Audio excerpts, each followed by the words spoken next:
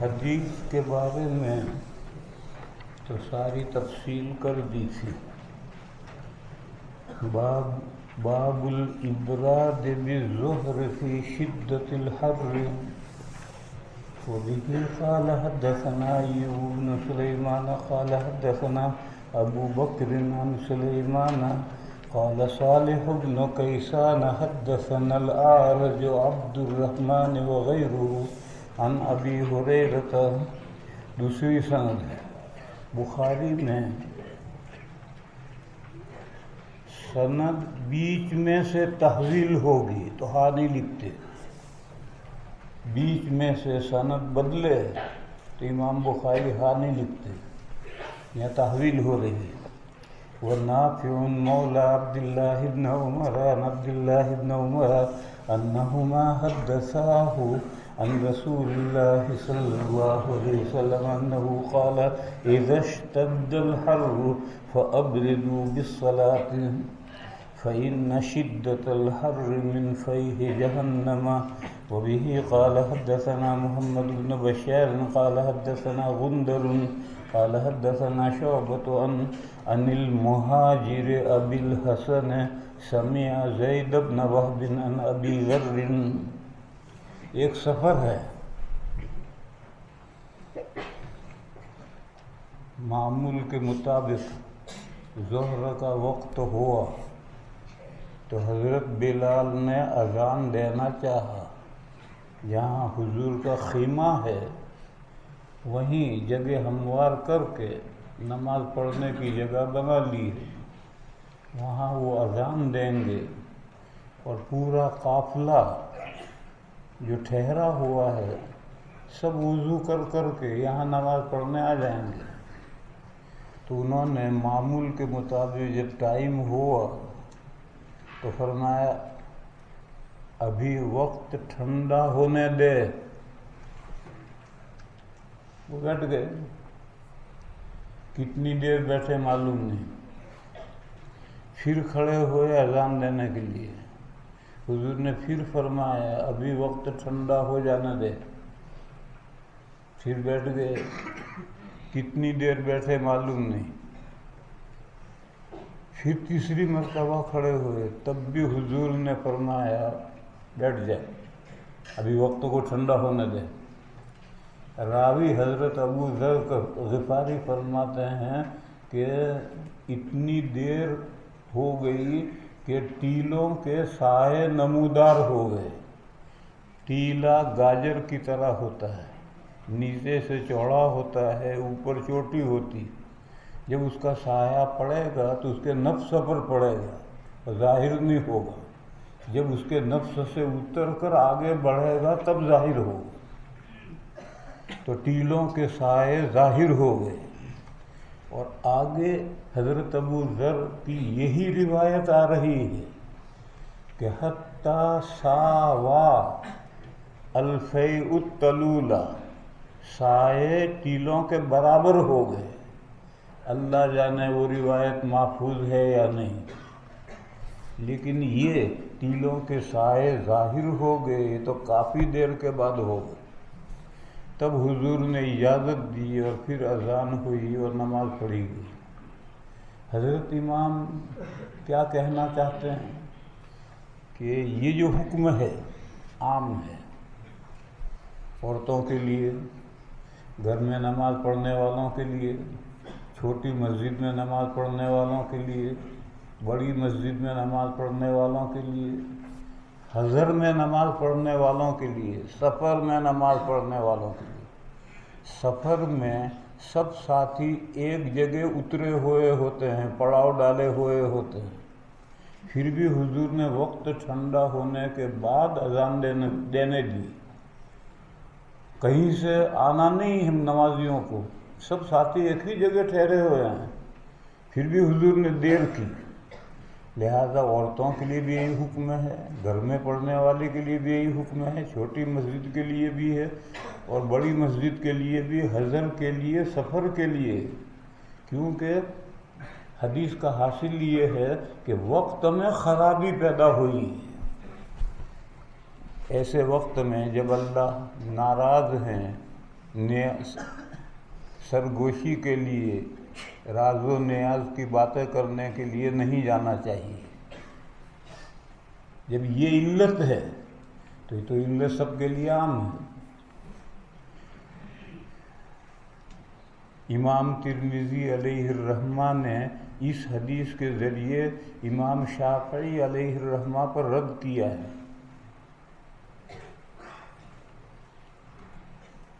کہ سفر میں تمام ساتھی ایک جگہ پر جمع تھے، پھر بھی حضور نے وقت کو ٹھنڈا کیا، پھر نماز پڑھی۔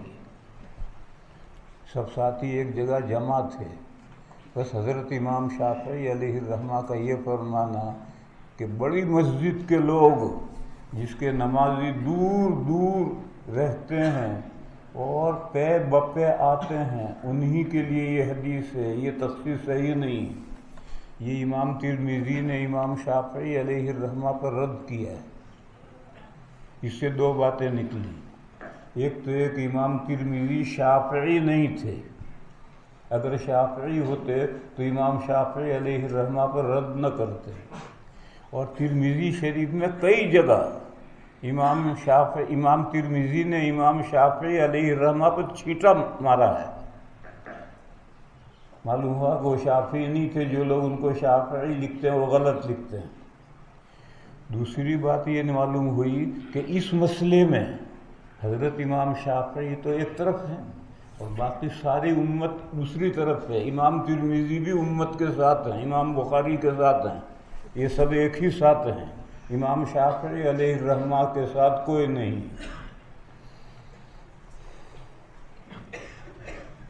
عن ابی ذر قال اذن کے معنی اراد ان یؤذن، اذن مؤذن النبی صلی اللہ علیہ وسلم الظہر فقال ابرد۔ یہ دو مرتبہ مسلسل نہیں کہا بلکہ وقفے وقفے سے دو مرتبہ کہا۔ او قال انتظر وقال شدت الحر من فیہ جہنم فإذا اشتد الحر فأبردوا عن الصلاة حتى رأينا فيء التلول۔ پیلوں کا سایہ ہم نے دیکھ لیا، سایہ نمودار ہو گیا۔ وبه قال حدثنا عبد علي بن عبد الله المديني قال حدثنا سفيان قال حفظناه من الزهري۔ سفیان بن عیینہ کہتے ہیں کہ یہ حدیث اس حدیث کو ہم نے امام زہری سے یاد کیا ہے پکا۔ یہ مفہوم حفظ نہ ہوگا۔ میں جو عبارت پڑھتا ہوں اس میں میرا بھی ایک فائدہ ہے، تمہارا بھی ایک فائدہ ہے۔ اگر طالب علم پڑھے گا تو مجھے پوری حدیث پہلے بیان کرنی، اب پوری حدیث میں خلاصہ تو بیان کر سکتا ہے لیکن لفظ لفظ کو نہیں سمجھا سکتا، اور بار بار طالب علم کو روکنا اور سمجھانا یہ بھی مشکل۔ وہ دھڑا دھڑ پڑھ رہا ہے، اب کوئی سمجھ رہا ہے نہیں سمجھ رہا ہے بلا سے۔ اور میرے خود پڑھنے میں فائدہ یہ ہے کہ مجھے حدیث نہیں سمجھانی، حدیث خود ہی جب میں پڑھوں گا تو تمہاری سمجھ میں آ جائے گی، اور ایک ایک لفظ بیچ میں اگر سمجھانے کے قابل ہے میں اور رک کے سمجھاؤں گا، یہ فائدہ ہے میرے پڑھنے میں۔ ایک سفیان بن عیینہ کہتے ہیں ہم نے استاد سے یہ حدیث بہت پکی یاد کی۔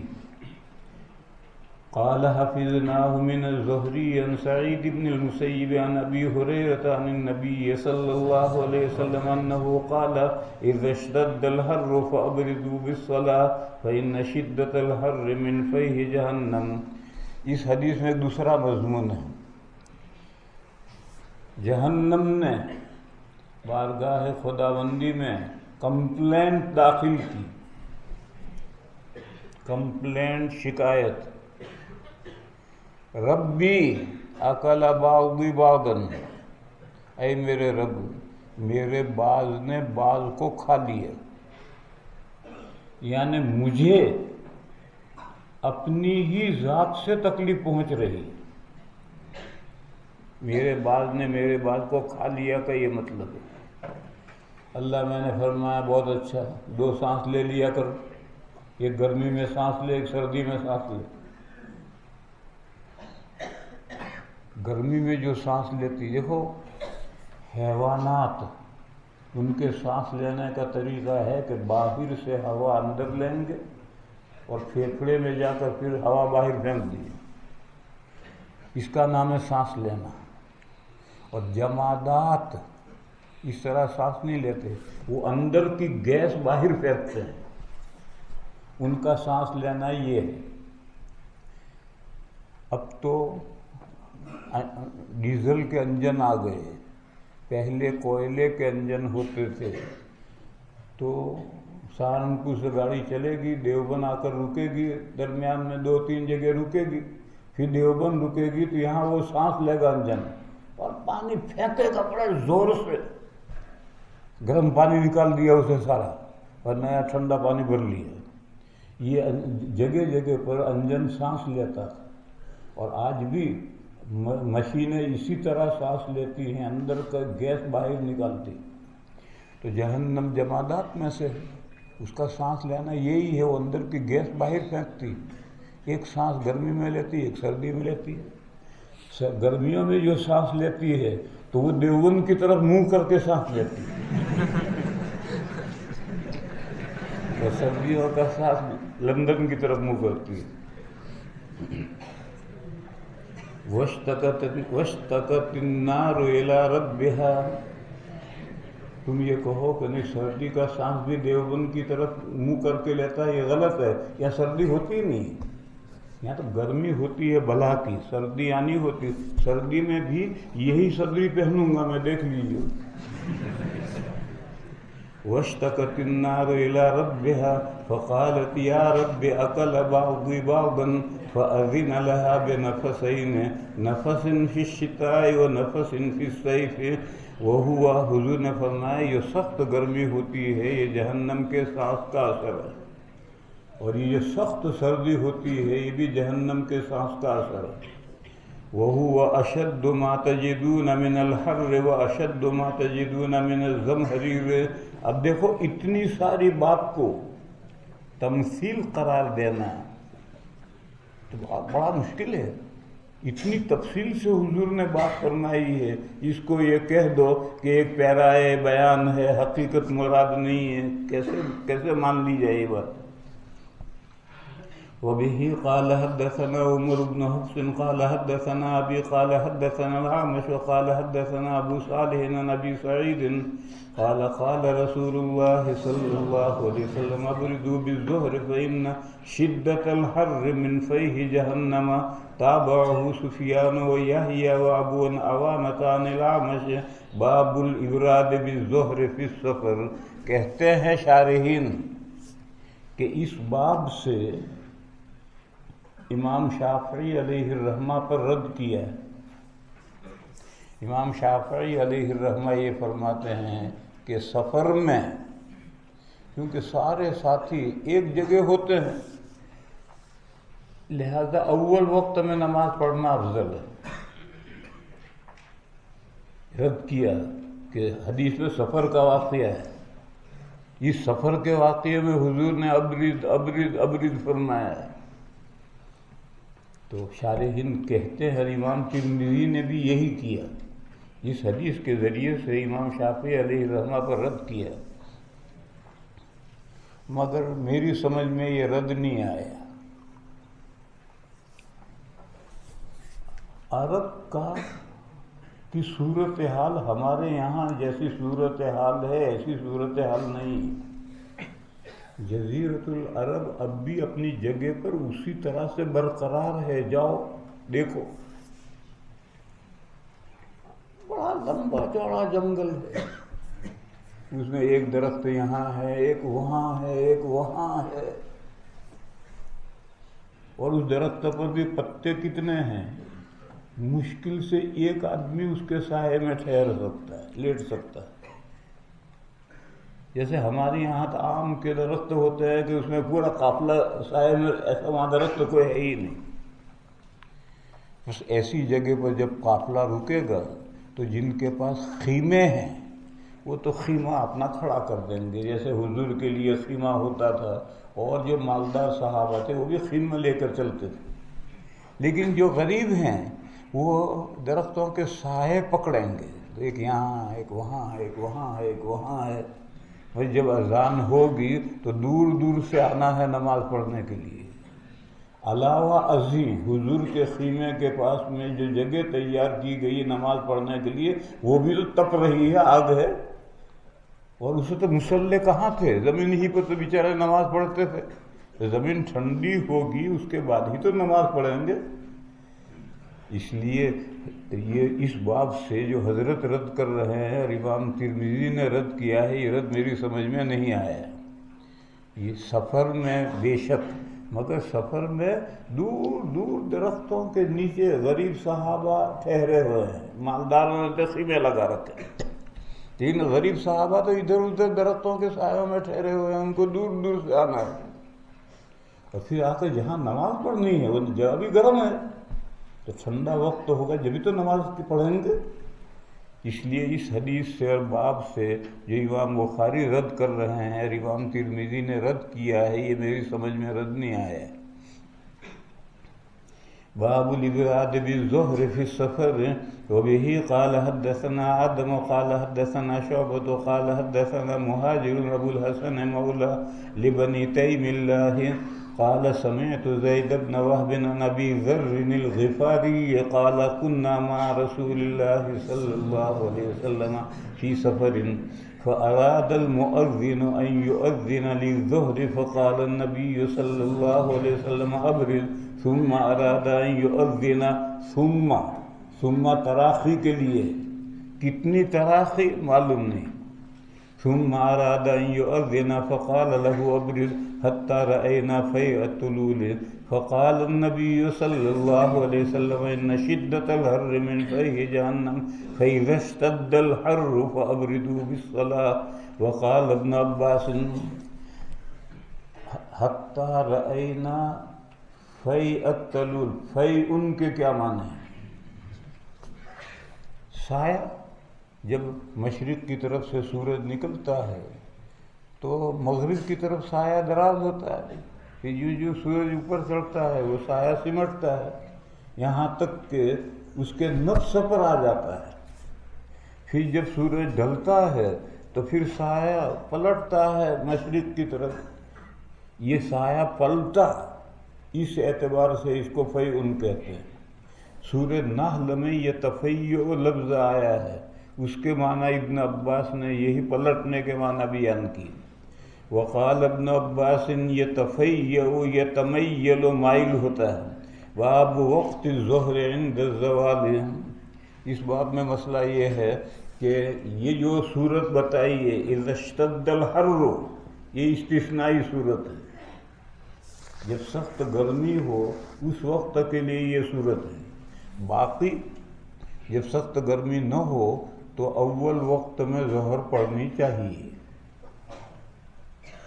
یہ اس باب کا مقصد ہے، یہ جو باب گیا اس میں سے استثناء کہ شدت حر کا تو مسئلہ یہ ہے، اور جب گرمی سخت نہ ہو تو زوال ہوتے ہی ظہر پڑھنی چاہیے۔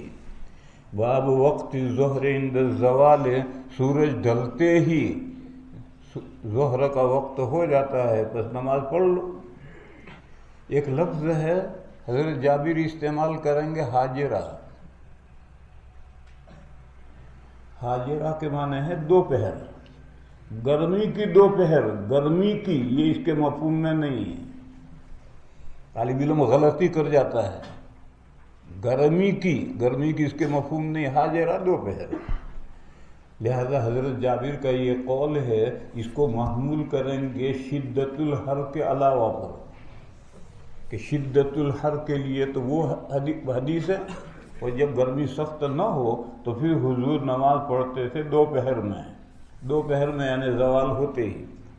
وقال جابر كان النبي صلى الله عليه وسلم يصلي بالحاجرة وبه قال حدثنا ابو اليمان قال حدثنا شعيب عن الزهري قال اخبرني انس بن مالك ان رسول الله صلى الله عليه وسلم خرج۔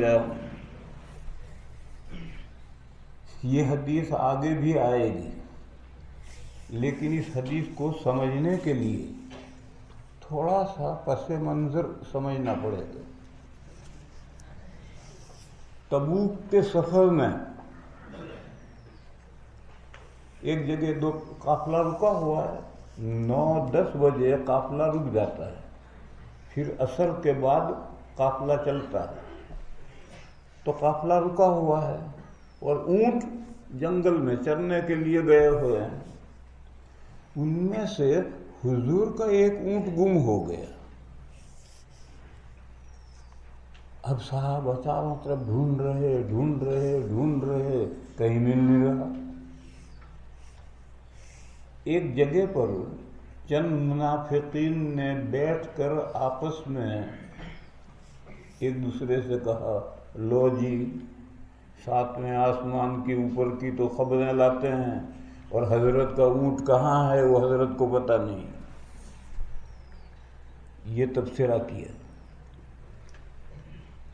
وہیں سے حضور کو اس کی اطلاع ہوئی کہ فلاں جگہ پر 2-3-4 بندر بیٹھے ہوئے یہ باتیں کر رہے ہیں۔ حضور نے کسی سے کہا، جاؤ بلا کے لاؤ۔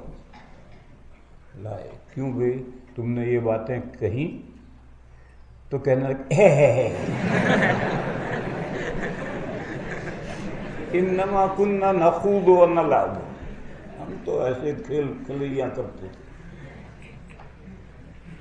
حضور نے فرمایا کھیل کھلیاں کرنے کے لیے رسول کی ذات ہی رہ گئی۔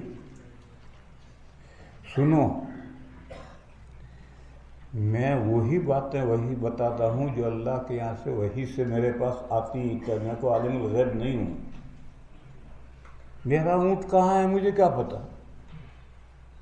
اب میرے اللہ نے مجھے بتلا دیا میرا اونٹ کہاں ہے۔ حضور نے چند صحابہ سے کہا ادھر چلو، اور اتنا دور پہنچ کر ایک میدان ہے، وہاں وہ اونٹ اس کی نکیل چرتے ہوئے درخت کی ٹہنی سے الجھ گئی، وہ وہیں کھڑا ہے۔ وہ گئے وہیں کھڑا تھا۔ اس دن زوال ہوتے ہی اذان ہوئی، یہ سفر کا واقعہ ہے اور غالباً تبوک کے سفر کا واقعہ ہے۔ اذان ہوئی، اذان کے بعد فوراً کیونکہ سفر میں سب ہیں، اذان سنتے ہی سب آ گئے، حضور نے نماز پڑھی۔ پھر اس سے یہ استدلال کرنا کہ حضور اول وقت میں ظہر پڑھتے تھے، استدلال صحیح نہیں۔ تو سفر میں ہے، کوئی یہ کہہ سکتا ہے کہ بھئی اذان تو معمول کے مطابق ہی 1 بجے ہوگی، 1 بجے ہوگی، مگر سفر میں سب ساتھی ہیں ایک ہی جگہ پر، تو اذان کسی بھی وقت ہونے کے بعد کسی کی بھی وقت دی جا سکتی۔ سب حضور نے نماز پڑھائی، نماز پڑھا کر تقریر کے لیے کھڑے ہوئے تو چہرے مبارک سے غصہ ہویدا تھا وہ منافقین کی باتوں سے۔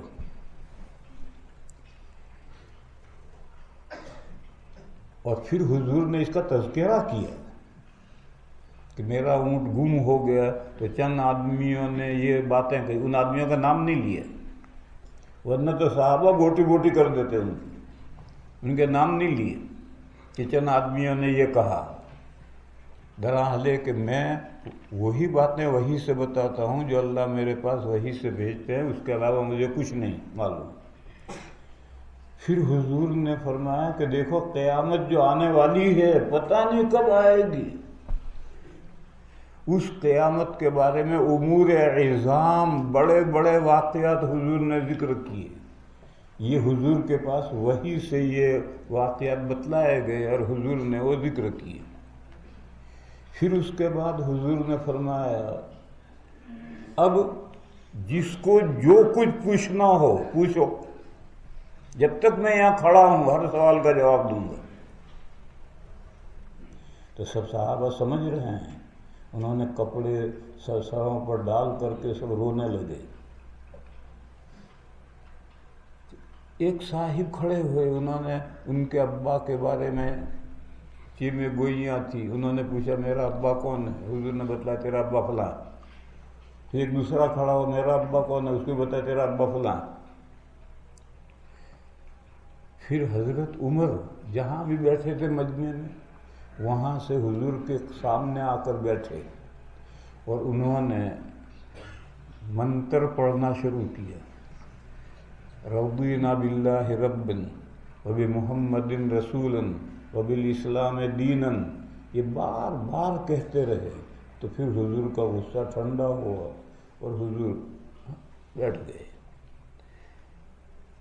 اس سے استدلال کر رہے ہیں کہ زوال ہوتے ہی اذان دی گئی اور حضور نے نماز پڑھائی۔ بس یہ استدلال کرنا کہ روز حضور کا یہ معمول تھا، ایسا استدلال تو میرے خیال سے زبردستی کا استدلال ہے۔ استدلال کیسے ہے کہ بھئی مؤذن جو اذان دے گا تو معمول کے مطابق ظہر کا وقت ہوگا تبھی تو دے گا، اور اس نے زوال ہوتے ہی حضور نے نماز پڑھائی، معلوم ہوا ظہر زوال ہوتا ہی پڑھانے کا معمول تھا۔ یہ صحیح نہیں، کیونکہ یہ واقعہ ہے آج خاص تقریر کرنی، اور سفر ہے اور سارے مسافر ایک جگہ پر ہیں، اذان دی سب آئے، ظہر پڑھا کر حضور تقریر کے لیے کھڑے ہوئے۔ قال اخبرني انس بن مالك ان رسول اللہ صلی اللہ علیہ وسلم خرج، اس سے یہ ان معلوم جیسے کہ کمرے میں سے گھر میں سے نکلے، ایسا واقعہ گھر کا نہیں تو سفر کا ہے، یہ نکلے ہیں خیمے میں سے نکلے ہیں۔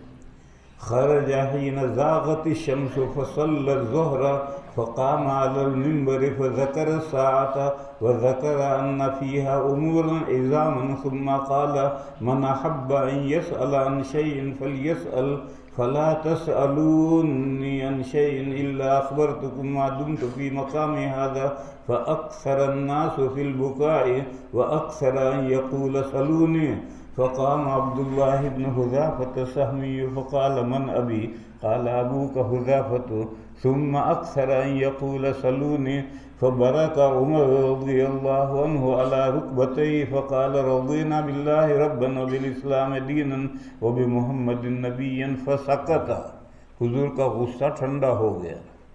ثم قال، پھر حضور نے فرمایا، یہ سب ایک روایت دوسری روایت میں مل جاتی ہے، کسوف والی صلاۃ کسوف والی روایت کا یہ جز ہے، نماز پڑھاتے ہوئے حضور کے سامنے جنت بھی لائی گئی، جہنم بھی لائی گئی۔ حضور نے فرمایا کہ اتنا اچھا منظر میں نے کبھی نہیں دیکھا اور اتنا برا منظر میں نے کبھی نہیں دیکھا۔ تو یہ کسوف والی روایت کا واقعہ ہے جو یہاں حدیث میں آ گیا ہے۔ ثم قال عرضت علی الجنة والنار آنفا فی عرض هذا الحائط، مسجد نبوی کی دیوار میں جنت اور جہنم، فلم ارک الخیر والشر، اس جملے کا مطلب یہ ہے کہ میں نے جنت دیکھی تو اتنا شاندار منظر میں نے کبھی نہیں دیکھا، جہنم دیکھی تو میں نے اتنا برا منظر کبھی نہیں دیکھا۔ وبه قال حدثنا حفص بن عمر قال حدثنا شعبة عن ابي المنهال ابي برزة، یہ روایت ٹھیک سے سمجھ لینی چاہیے اس لیے کہ بار بار آئے گی۔ چند ابو المنہال اور ان کے ابا حضرت ابو برزہ سے ملاقات کے لیے گئے، جیسا آج کل پوچھتا ہوں میں کیوں آئے ہوئے، کہ زیارت کے لیے آئے ہیں۔ میں کہتا ہوں زیارت کے لیے تو قبرستان میں جاؤ، زیارت تو قبرستان میں ہوتی ہے، زندوں سے تو ملاقات ہوتی ہے، تو ملاقات کے لیے گئے۔ تو ابو المنہال کے ابا نے حضرت ابو برزہ سے سوال کیا، حضرت نماز کے اوقات بیان کیجیے، تو حضرت نے نماز کے اوقات بیان کیے۔ ان ابی المنہال ان ابی برزہ قال کان النبی صلی اللہ علیہ وسلم، حضرت ابو برزہ نے کہا حضور نماز فجر کی نماز کا جب سلام پھیرتے تھے تو دائیں کون ہے اور بائیں کون ہے اس کو ہم پہچان لیتے تھے، یعنی مسجد میں اتنی روشنی ہو جاتی تھی۔ یہاں یہ سمجھنا چاہیے کہ مسجد نبوی کا منہ شمال کی طرف تھا، قبلہ جنوب کی طرف تھا۔ ہماری مسجدوں کا منہ مشرق کی طرف ہے، اس لیے ہماری مسجدوں میں روشنی جلدی آ جاتی ہے، مسجد نبوی میں اتنی جلدی نہیں آئے گی۔ دوسری بات آپ حضرات جانتے ہیں کہ حضور کے زمانے میں مسجد نبوی میں کبھی چراغ نہیں جلا، ان پھر یہ بھی جانتے ہیں آپ کہ وہ ایک جھونپڑا تھا، کوئی بہت اونچی چھت نہیں تھی۔ ان سب چیزوں کو ذہن میں رکھ کر سمجھو کہ حضور جب فجر کی نماز کی سلام پھیرتے تھے تو آدمی دائیں والے کو بائیں والے کو پہچان لیتا تھا۔ اس سے پہلے جب نماز شروع ہوتی تھی اس وقت دائیں کون ہے بائیں کون ہے پہچانا نہیں جاتا تھا، اتنا اندھیرا ہوتا تھا۔ حدیثوں میں ایک واقعہ آئے گا کہ ایک خاتون کسی قبیلے سے کسی قافلے کے ساتھ ہجرت کر کے مدینہ آئی۔ اب کہاں جائے گی بیچاری؟ وہ مسجد نبوی پر آ کر پڑ گئی، مسلمان ہے۔ فجر کی نماز کا وقت ہوا، جب فجر کی نماز شروع ہوئی تو وہ بھی جا کے صف میں کھڑی ہو گئی، مردوں کی صف میں کھڑی ہو گئی۔ تو اس سے متصل جو صحابی تھے ان کو احساس ہوا، تو انہوں نے پوچھا رجل ام امرأۃ، تو آدمی ہے یا عورت ہے؟ تو اس نے کہا میں عورت ہوں۔ تو ان صحابی نے کہا عورتوں کی صف میں پیچھے ہیں، جا عورتوں کی صف میں جا۔ گویا یہ بھی نہیں پہچان پا رہے تو مرد ہے یا عورت ہے، اتنا اندھیرا ہوتا۔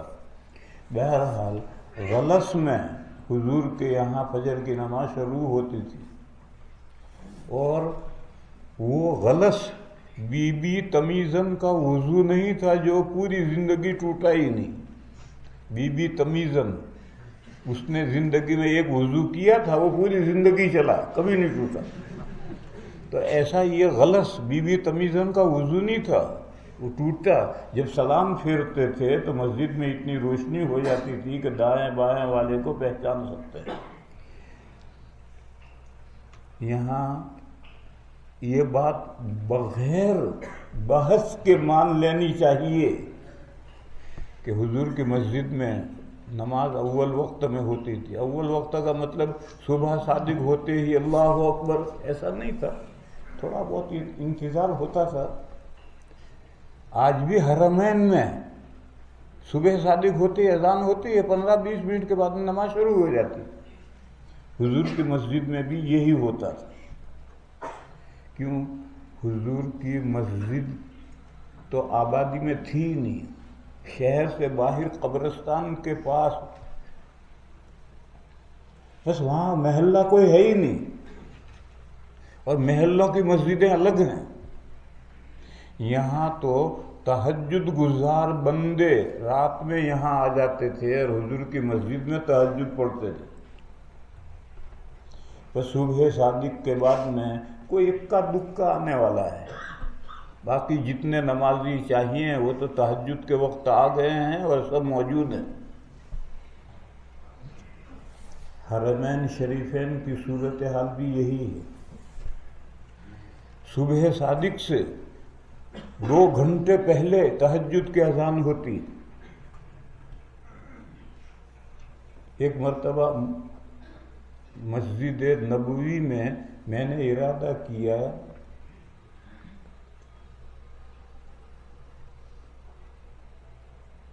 وہ جگہ روضہ، وہاں نماز پڑھوں، وہاں بھیڑ رہتی ہر وقت، تو میں نے سوچا کہ تہجد کے وقت چلا جاؤں تو مجھے جگہ مل جائے گی۔ تو میں دروازے کھلنے سے، مسجد نبوی کے دروازے بند ہو جاتے ہیں، میں دروازے کھلنے سے 1 گھنٹہ پہلے پہنچا، تو دروازوں پر کم سے کم 50,000 آدمی کھڑے تھے۔ میں سمجھا تھا کہ میں ہی سب سے پہلے پہنچا۔ پھر 1 گھنٹہ گزرتے گزرتے تو کتنی پبلک جمع ہو گئی تھی اس کا کوئی اندازہ نہیں کر سکتا۔ اور جب چاروں طرف سے دروازے ایک ساتھ کھلے اور لوگوں میں جو بھگدڑ مچی ہے، اس ریاض الجنہ میں جگہ پکڑنے کے لیے میں تو کھڑا رہا، میں نہیں جانا، تم مجھے بھاگو۔ بے حساب لوگ سر پہ پیر رکھ کر بھاگے۔ تو اب یہ کم سے کم 1,00,000 2 لاکھ آدمی تہجد کے وقت آ گئے ہیں۔ پھر 2 گھنٹے کے بعد فجر کی اذان ہوگی، 1.5 گھنٹے کے بعد۔ اب ان کو اور کتنا بٹھائے رکھو گے؟ تو اول وقت میں فجر پڑھ لی جاتی ہے، جاؤ بھاگو۔ تو حضور کی مسجد میں بھی لوگ تہجد کے وقت سے آ جاتے تھے. اذان ہونے کے بعد تو اکا دکا کوئی آتا تھا، اس لیے اول وقت میں نماز پڑھ لی جاتی تھی اور ختم ہوتی تھی تو اتنی روشنی ہو جاتی تھی. لیکن یہ منظر صرف مسجد نبوی کا تھا حضور کے زمانے میں. مدینہ میں جو دوسری 9 مسجدیں تھیں وہاں کی صورتحال یہ نہیں تھی. وہاں کوئی تہجد پڑھنے کے لیے مسجد میں اکٹھا نہیں ہوتا، وہ تو سب اپنے اپنے گھروں میں تہجد پڑھتے ہیں یا مسجد نبوی میں جا کر پڑھتے ہیں. اس لیے ان مسجدوں والوں کو حضور نے حکم دیا تھا اسفروا بالفجر فإنہ اعظم للأجر، روشنی کر کے فجر کی نماز شروع کیا کرو، اس سے جماعت بڑی ہوگی، ثواب زیادہ ملے گا. چنانچہ جب تحویل قبلہ ہوئی ہے تو حضور کے پیچھے نماز پڑھ کر فجر کی ابن عمر چلے ہیں. قباء میں جب پہنچے ہیں، مسجد نبوی سے قباء 2 میل ہے، یعنی 3.5 کلومیٹر ہے. قباء میں پہنچے ہیں تو وہاں فجر کی نماز ہو رہی ہے، 1 رکعت پڑھ چکے ہیں، دوسری رکعت میں کھڑے ہیں. انہوں نے وہاں اطلاع دی تو وہ گھوم گئے نماز میں. یہاں سے چل کر 3.5 کلومیٹر وہاں پہنچا تو وہاں اب جماعت ہو رہی ہے. حضور نے مدینہ کی ان مسجدوں کے لیے یہ حکم دیا تھا اسفروا بالفجر فإنہ اعظم للأجر.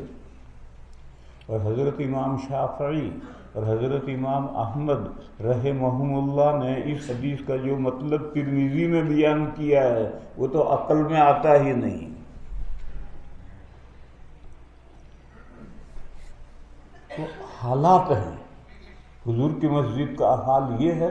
اب حنفی حضور کی مسجد کے بارے میں جو حدیثیں آتے ہیں ان کو زبردستی توڑ مروڑ کر کے اس فار میں لے جاتے ہیں. یہ غلط ہے. حضور کی مسجد میں تو غلط سے نماز ہوتی تھی. اور آج بھی آپ لوگ تو رمضان میں یہاں نہیں رہتے ہو، رمضان میں دیوبند میں سحری بند کرنے کا گھنٹہ بجا، گھنٹہ ختم بند ہوا سحری بند، اس کے ٹھیک 7, 8, 9 منٹ کے بعد میں پورے شہر میں اذانیں ہوں گی. فجر کی اذان ہے. اذانیں ہوتے ہی فوراً لوگ مسجدوں میں پہنچیں گے، 2 رکعت سنت پڑھو اور فجر کی نماز شروع. اور فجر کی نماز پڑھ کر آ کر لوگ سو جاتے ہیں.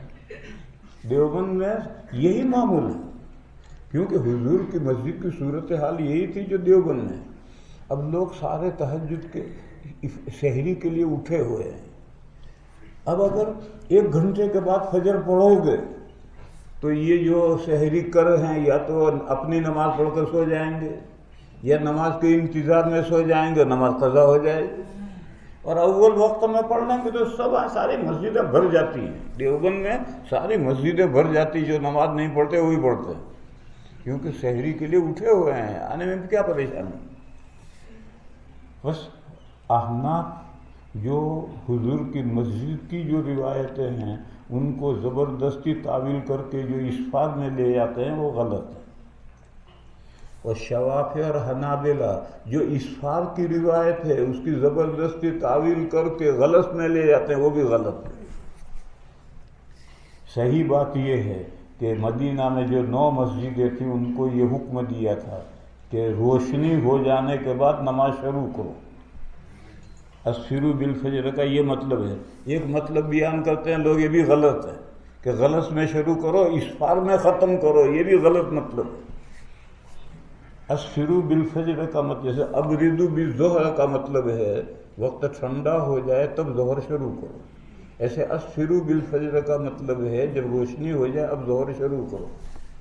اسی لیے اپنے یہاں مسجدوں میں سورج کے طلوع ہونے سے آدھا گھنٹہ یا 35 منٹ پہلے تمام مسجدوں میں فجر کی نمازیں شروع ہوتی. اگر آپ اول وقت میں فجر پڑھیں گے تو مسجد میں امام و مؤذن کے علاوہ کوئی نہیں ہوگا. اس لیے دہنگا مستی چھوڑو، یہ مان لو کہ حضور کی مسجد میں غلط میں نماز ہوتی تھی اور سلام پھرتا تھا تو اتنی روشنی ہو جاتی تھی. اور دوسری مسجدوں کے لیے حکم دیا تھا کہ روشنی ہونے کے بعد نماز شروع کرو.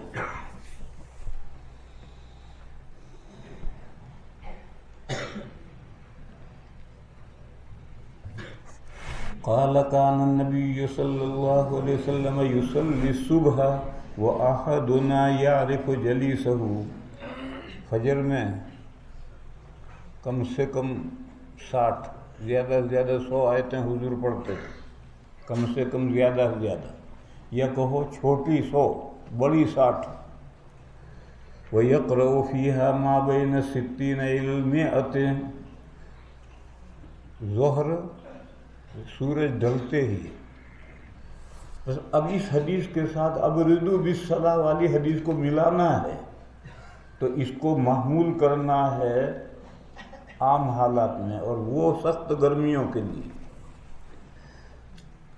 وَيُصَلِّي الظُّهْرَ إِذَا زَالَتِ الشَّمْسُ. عصر کب پڑھتے تھے؟ عصر پڑھ کر کے کوئی شخص مدینہ کے آخری گھر تک پہنچ جاتا تھا، اور ابھی سورج اونچا ہے، روشن ہے، زندہ ہے، اس کی تمازت باقی ہے. حضور عصر اول وقت پڑھتے تھے یا دیر سے پڑھتے تھے؟ اس سے لوگ عام طور پر استدلال کرتے ہیں عصر کی تعجیل پر، مگر یہ استدلال صحیح نہیں ہے.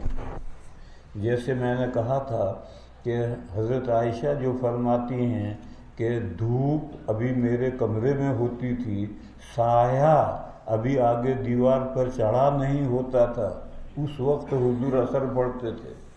اس سے تعجیل پر استدلال یا تاخیر پر استدلال، دونوں استدلال صحیح نہیں، کیونکہ حضور کا کمرہ ڈبل اسٹوری تھی.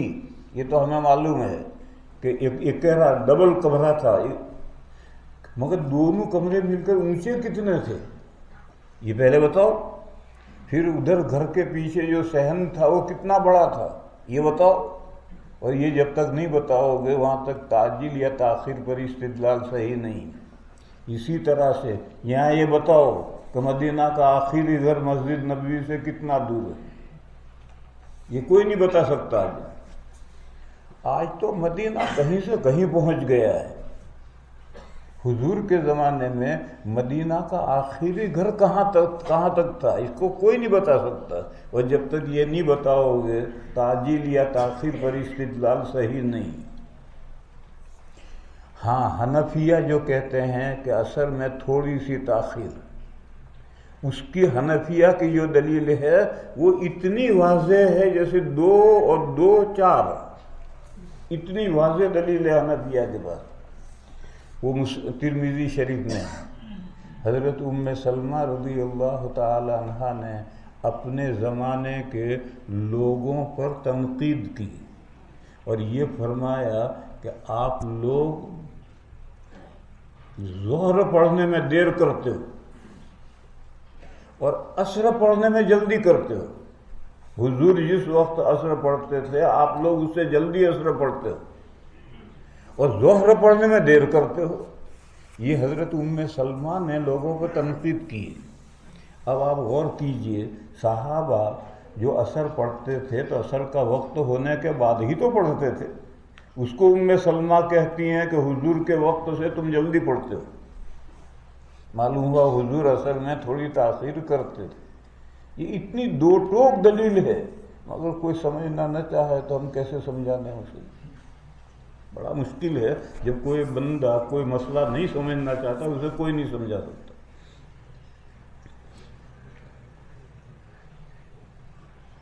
والعصر وأحدنا يذهب إلى أقصى المدينة رجع، اور ادھر گیلری میں ہے ویرجعو کا مطلب تو یہ ہے کہ اقصی المدینہ تک گیا پھر مسجد نبوی میں واپس آیا. یہ تو بے تکی بات ہے کہ گیا بھی اور پھر مسجد نبوی میں واپس بھی آیا.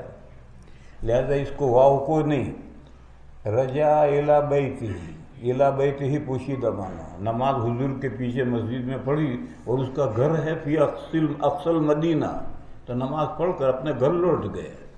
یہ مطلب ہے رجع کا. اس کو الگ جملہ پڑھنا. والشمس حیۃ، ابھی سورج میں تمازت باقی ہے، ابھی زندہ ہے، مرا نہیں ہے۔ حضور مغرب کیسے وقت پڑھتے تھے؟ حضرت ابو برزہ نے بیان کیا تھا مگر ابو المنہال بھول گئے۔ یہ سوال ابو المنہال کے ابا نے کیا ہے اور ابو المنہال ساتھ میں ہے، مگر ابو المنہال کہتے ہیں مجھے یاد نہیں رہا۔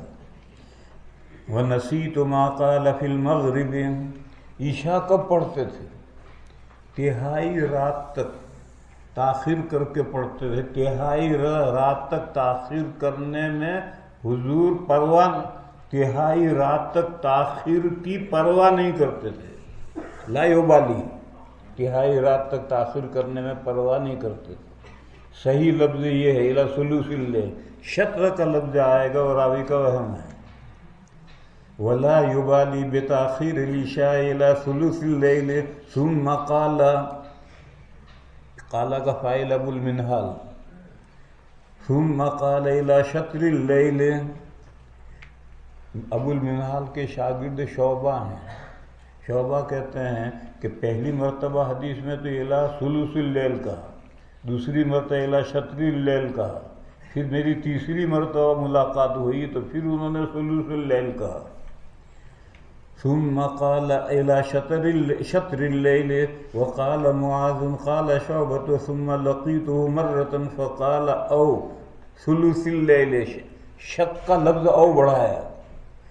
تمام دوسری روایات سے یہ بات متعین ہے کہ صحیح لفظ ثلث اللیل ہے۔ یہ ثلث کہاں سے شروع ہوگا؟ غروب آفتاب سے صبح صادق تک، طلوع شمس تک نہیں، غروب آفتاب سے صبح صادق تک جو وقت ہے اس کو 3 حصوں میں تقسیم کر دو، الی ثلث اللیل ہو گیا۔ آج کل لوگ بہت جلدی عشاء پڑھنے لگے ہیں، اس کا نقصان کیا ہے؟ اس کا نقصان ہے کہ عشاء کے بعد کسی کو نیند آتی نہیں، اور جب لغویات میں لگ گئے تو 12 بج جاتے ہیں سوتے سوتے، نتیجے میں فجر میں نہیں اٹھ پاتے ہیں۔ اور جب عشاء تہائی رات تک مؤخر کر کے پڑھو گے تو سونے کا وقت ہو گیا، نماز پڑھ کے جا کے پڑھ کے سو جاؤ تو فجر کے وقت اٹھ سکو گے۔ لیکن یہ قاعدہ ہے، جہاں حق العبد اور حق اللہ میں تعارض ہو تو حق العبد کو ترجیح دی جاتی ہے، اس لیے کہ اللہ غنی بے نیاز ہے، بندے محتاج ہیں۔ تو اگر ہم تہائی رات پر پڑھیں گے تو لوگ پریشان ہوں گے۔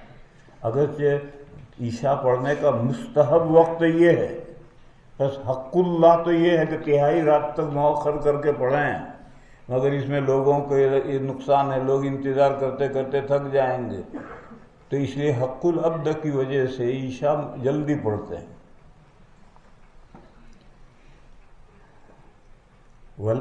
وبه قال حدثنا محمد بن مقاتل قال اخبرنا عبد الله قال حدثنا خالد بن عبد الرحمن قال حدثني غالب القطان عن بكر بن عبد الله المزني عن انس بن مالك قال كنا اذا صلينا خلف رسول الله صلى الله عليه وسلم بالظهائر، ایک لفظ حاجرہ آیا تھا، ایک دوسرا لفظ ظہیرتن، اس کے بھی یہی معنی ہے۔ البتہ ظہیرہ کے مفہوم میں گرمی کا مفہوم ہے، حاجرہ میں تو گرمی کا مفہوم نہیں ہے، مگر ظہیرہ میں گرمی کا مفہوم ہے۔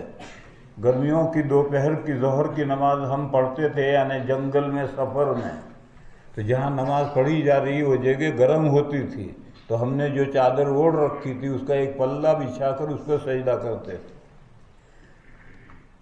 سجدنا علی ثیابنا اتقاء الحر باب تاخیر الظہر الی العصر، اس باب میں یہ کہنا ہے کہ ظہر اور عصر کے درمیان نہ وقت محمل ہے نہ وقت مشترک ہے۔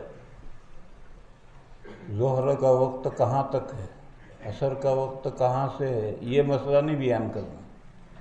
ظہر اور عصر کے درمیان وقت مشترک بھی نہیں ہے اور وقت محمل بھی نہیں ہے۔ ظہر کا وقت ختم ہوتے ہی فوراً عصر کا وقت شروع ہو جاتا ہے، یہ کہنا ہے اس باب میں۔ اس باب میں ایک حدیث شریف ہے، اس کو اچھی طرح سمجھنا ہے۔ ایک مرتبہ زندگی میں نبی پاک صلی اللہ تعالی علیہ وسلم نے مدینہ منورہ میں یعنی سفر نہیں تھا اور بارش بھی نہیں تھی۔ ترمذی شریف میں نفی ہے کہ بارش نہیں تھی، موطا مالک میں بھی نفی ہے۔ اور ساری مسجد بیمار ہو ایسا نہیں ہوتا، تو بیماری نہیں ہے، سفر نہیں ہے، بارش نہیں ہے، اور حضور نے ظہر اور عصر ساتھ پڑھائی، مغرب اور عشاء ساتھ پڑھائی۔ یہ زندگی میں ایک مرتبہ کا واقعہ ہے۔ شیعہ آئے، انہوں نے کہا نمازیں 5 ہیں، اوقات 3 ہیں۔ حضور نے ظہر اور عصر ایک ساتھ پڑھائی ہے، معلوم ان کا ایک وقت ہے، مغرب اور عشاء ساتھ پڑھائی، ان کا ایک وقت ہے، مگر اہل السنہ نہیں مانتے اسے۔ وہ کہتے ہیں نہیں 5 اوقات ہیں، ان للصلاۃ اولا وآخرا۔ پھر یہ حضور نے 2 نمازیں ساتھ کیسے پڑھائی؟ اب ائمہ ثلاثہ پریشان کیونکہ ائمہ ثلاثہ کے یہاں جمع حقیقی جائز ہے، جمع تقدیم بھی اور جمع تاخیر بھی، اور مگر آزار کی صورت میں۔ آزار امام احمد کے اندر 3 ہیں، مرض، سفر اور بارش۔ امام شافعی علیہ الرحمہ کے مرض و عذر نہیں، امام مالک علیہ الرحمہ کے یہاں بارش بھی عذر نہیں، صرف سفر عذر ہے۔ بلکہ امام مالک کا ایک قول تو یہ ہے کہ وہ سفر میں بھی جمع سوری کو جائز کہتے ہیں، جمع حقیقی کو جائز نہیں کہتے۔ یہ ائمہ ثلاثہ کے مذاہب بیان کر رہا۔ ائمہ ثلاثہ کے یہاں، امام احمد کے یہاں 3 آزار ہیں، ان سے جمع حقیقی کر سکتے ہیں، جمع تقدیم بھی، جمع تاخیر بھی۔ بارش ہو، نمازی بیمار ہو، سفر ہو۔ حضرت امام شافعی علیہ الرحمہ بیماری کو عذر نہیں مانتے، باقی 2 عذر مانتے ہیں، اور جمع تقدیم تاخیر دونوں ہو سکتے ہیں۔ امام مالک علیہ الرحمہ کے یہاں بارش اور بیماری عذر نہیں ہے، صرف سفر عذر ہے۔ پھر امام مالک کا ایک قول ترمذی میں آئے گا، ایک سفر میں مجاہد کی روایت آئے گی، اس سے معلوم ہوتا ہے کہ جب بھاگتے دوڑتے سفر ہو تو جمع سوری کرے گا، مغرب آخر وقت میں، عشاء اول وقت میں۔ یہاں ایک قاعدہ یاد رکھو، امام احمد حضرت امام شافعی علیہ الرحمہ سے اقرب ہیں۔ 80% مسائل میں یہ دونوں امام ساتھ ہوں گے، امام شافعی اور امام احمد ساتھ ہوں گے 80% مسائل۔ اور امام مالک امام ابو حنیفہ سے اقرب ہیں، 80% مسائل میں حنفیہ اور مالکیہ ساتھ ہوں گے۔ اس لیے مالکیہ کے یہاں ایک تو یہ ہے کہ صرف سفر میں جمع کر سکتے ہیں، دوسرا ہے کہ سفر میں بھی جمع سوری کر سکتے ہیں، اور وہ بھی بھاگتے دوڑتے سفر ہو تو جمع سوری کریں گے، ورنہ نہیں۔ اور حنفیہ کا مذہب تم جانتے ہو، حنفیہ کے یہاں جمع حقیقی کی کوئی صورت نہیں، عرفہ اور مزدلفہ کے علاوہ جمع حقیقی کی کوئی صورت نہیں، اور جتنی روایتیں ہیں وہ سب جمع سوری ہیں، ایک نماز مؤخر کرو، ایک نماز مقدم کرو، ظہر مؤخر کرو، عصر مقدم کرو، جمع سوری کی ساری روایتیں ہیں۔ اور بہت مجبوری ہو تو جمع تاخیر کرو، یعنی ایک نماز قضا کر کے اگلے وقت میں پڑھو، جمع تقدیم کی کوئی ضرورت نہیں۔ یہ میں نے مذاہب بیان کیے۔ اب یہ حدیث شیعوں کا تو مستدل ہے کہ نمازیں 5 ہیں، اوقات 3 ہیں، لیکن اہل السنہ والجماعہ کے تو سب کے خلاف ہے، ائمہ ثلاثہ کے بھی خلاف ہے۔ مدینہ کا واقعہ ہے، سفر نہیں ہے، بارش بھی نہیں ہے۔ ترمذی میں نفی ہے کہ بارش نہیں ہے، اور ساری مسجد بیمار ہو یہ بھی نہیں ہے۔ اب یہ گلے کی ہڈی بن گئی حدیث۔ تو امام ترمذی علیہ الرحمہ نے کتاب کے آخر میں کتاب العلل لگی ہوئی ہے، وہاں یہ فرمایا کہ میری کتاب میں 2 حدیثوں پر کسی کا عمل نہیں۔ ایک تو یہ حدیث، اس پر کسی کا عمل نہیں، حالانکہ یہ حدیث اتنی اعلیٰ درجے کی صحیح ہے کہ بخاری میں ہے۔ اور ایک یہ ہے کہ شرابی شراب پیے تو جوت بجاؤ، دوسری مرتبہ پیے پکڑا جائے پھر بجاؤ، تیسری مرتبہ پیے پھر بجاؤ، چوتھی مرتبہ پیے تو قتل کر دو۔ یہ دوسری حدیث ہے۔ امام ترمذی نے کتاب العلل میں فرمایا کہ ان 2 حدیثوں پر کسی کا عمل نہیں۔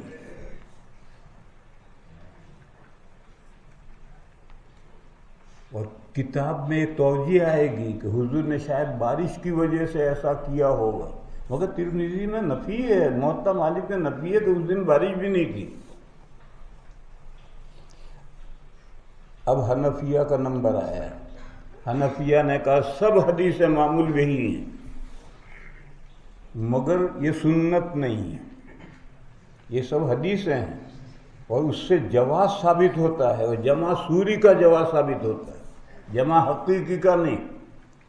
اور جمع سوری کا جواز بیان کرنے کے لیے حضور نے مدینہ میں زندگی میں 1 مرتبہ 2 نمازیں ساتھ پڑھائی۔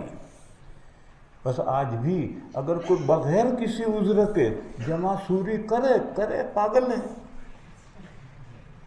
کر سکتا ہے۔ تو جواز بیان کرنے کے لیے حضور نے زندگی میں یہ 1 مرتبہ عمل کیا ہے، بس جواز نکلا اس سے، اور جب جواز نکلا تو حدیث حجت ہو گئی، مگر یہ سنت نہیں ہے۔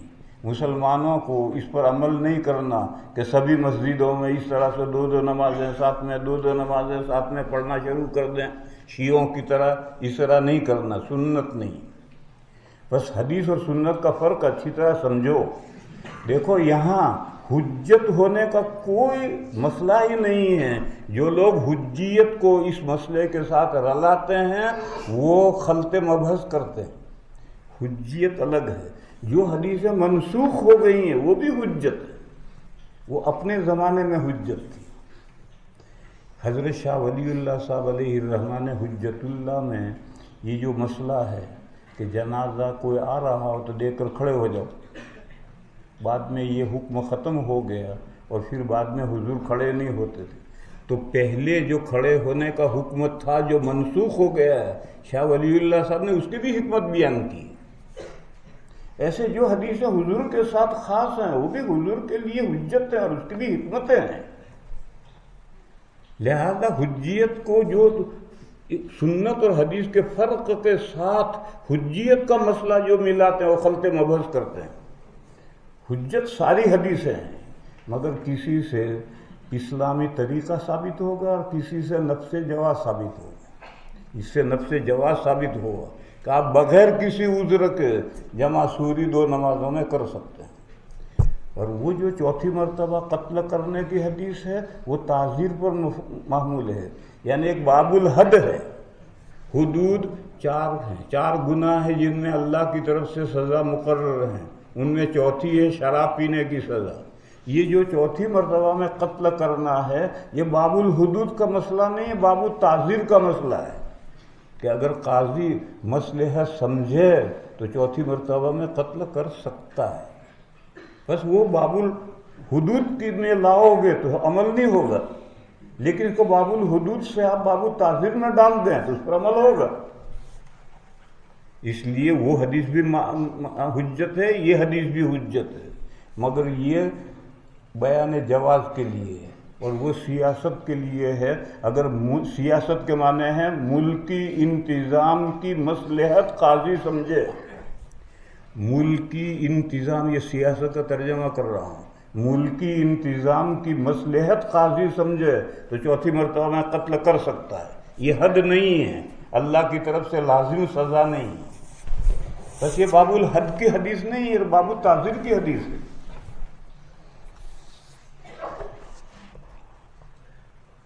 حضرت کو تو کیا کہنا ہے؟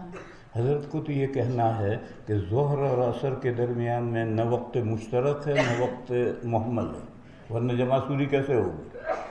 جیسے مغرب اور عشاء کے درمیان کوئی وقت مشترک نہیں، کوئی وقت محمل نہیں، ورنہ جمع سوری کیسے ہوگی؟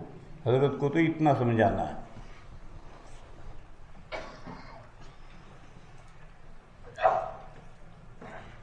قال عن ابن عباس ان النبي صلی اللہ علیہ وسلم صلى بالمدینة 7 و8 الظہر والعصر۔ یہ 8 کی تفسیر ہے۔ لف و نشر مشوش، اس لفظ کو بھی تم لوگ نہیں جانتے، مشوش کہو گے نہیں، اس میں فاعل ہے، لف و نشر مشوش ہے۔ 7 و8 الظہر والعصر والمغرب والعشاء۔ فقال ایوب سختیانی نے پوچھا کہ شاید بارش ہوگی، تو انہوں نے کہا شاید، مگر دوسری روایتوں میں بارش کی نفی ہے۔ پھر ہمارے یہاں تو بارش 24 گھنٹے 2 دن 3 دن برستی ہی رہتی ہے۔ عرب میں ایسا ہوتا ہی نہیں ہے، وہاں تو زیادہ سے زیادہ 2 گھنٹے بارش برسے گی پھر ختم۔ تو ظہر سے لے کر کے عشاء تک بارش ہو رہی ہے، وہاں عرب میں ایسا ہوتا ہی نہیں ہے۔ قال عسا، انہوں نے کہا ہاں ہو سکتا ہے بارش کی وجہ سے ایسا ہوا۔ باب وقت العصر، یہ مکھی کہاں پریشان لا کر مجھے پریشان ہوا کہ ہو گیا ایک مورچہ لا تاکہ مکھی کو بھگایا تو یہاں سے کہ کیوں آتی ہے؟ ابھی آ رہا تھا ایک طالب علم نے عطر لگایا مجھے، وہ عطر سونگھنے آتی، تم نے نہیں لگایا تمہارے پاس نہیں آتی۔ لا الہ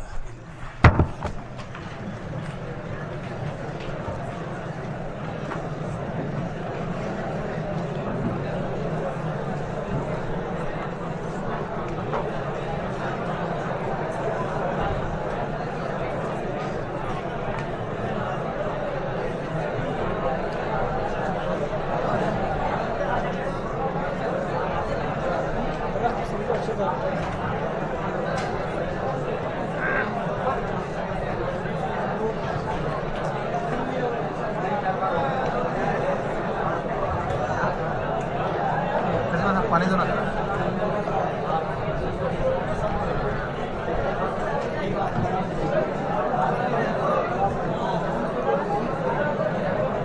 سمجھنا اگر چاہے تو سمجھو، کوئی دوسرے سمجھا نہیں سکتا، سمجھنا چاہے تو سمجھو، آپ پڑھیں گے۔